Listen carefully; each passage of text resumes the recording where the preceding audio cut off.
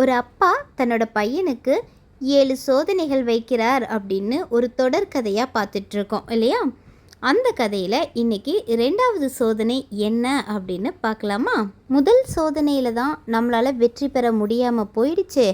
2வது சோதனையில் கண்டிப்பாக நம்ம வெற்றி பெற்றே ஆகணும் அப்படின்னு அந்த பையன் காலையிலே எழுந்திரிச்சிட்டான். இப்போ அப்பாவை தேடி கடைக்கும் போயிட்டான். கடைக்கு பக்கத்துலேயே ஒரு சின்ன கூடாரம் போட்டு வச்சுருப்பாங்க. அந்த அப்பா தன்னோட பையனை அந்த கூடாரத்துக்குள்ளே கூட்டிகிட்டு போகிறாரு. அங்கே ஒரு 3 கூடையை காமிச்சு, இந்த 3 கூடைகள் நிறையவும் பூக்கள் இருக்குது. இந்த பூக்களை நீ மாலை 6 மணிக்குள்ளே நீ விற்றுட்டு வந்திருக்கணும். அப்படி எவ்வளவு பணத்துக்கு விற்றுருக்க அப்படிங்கிறதையும் நான் பார்ப்பேன் அப்படின்னு சொல்லியிருக்காரு. சரி அப்படின்னு இந்த பையனும் அந்த கூடைகளில் இருக்கிற பூக்களை திறந்து பார்க்குறான். முதல் கூடையை திறக்கிறான். அதில் பன்னீர் ரோஜா இருக்குது.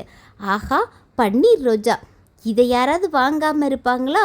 மாலை கட்டுறவங்க கோவில் பக்கத்தில் இருக்கிற பூக்கடைகளில் எல்லாம் வாங்கிக்குவாங்க அப்படின்னு நினச்சிட்டு அந்த பூவை சந்தோஷமாக கையில் எடுக்கிறான். அப்படி எடுத்த பூவோட இதழ்கள் எல்லாமே உதிர்ந்துடுச்சு.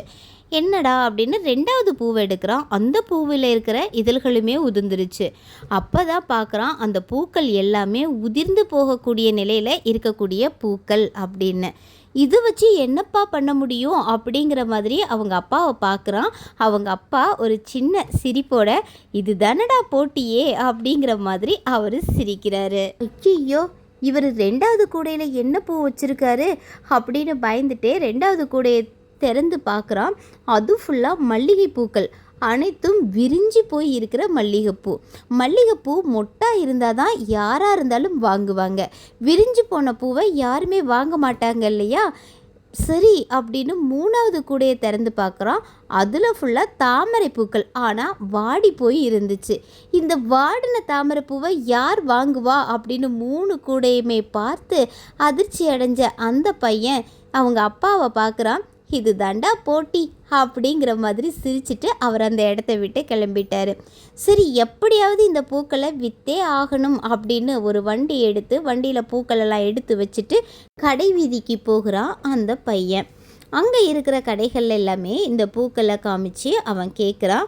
அவங்க யாருமே இப்படி உதிர்ந்து போகிற நிலையில் இருக்கிற வாடி போய் இருக்கிற பூக்களை வாங்குறதுக்கு யாருமே முன் வரலை.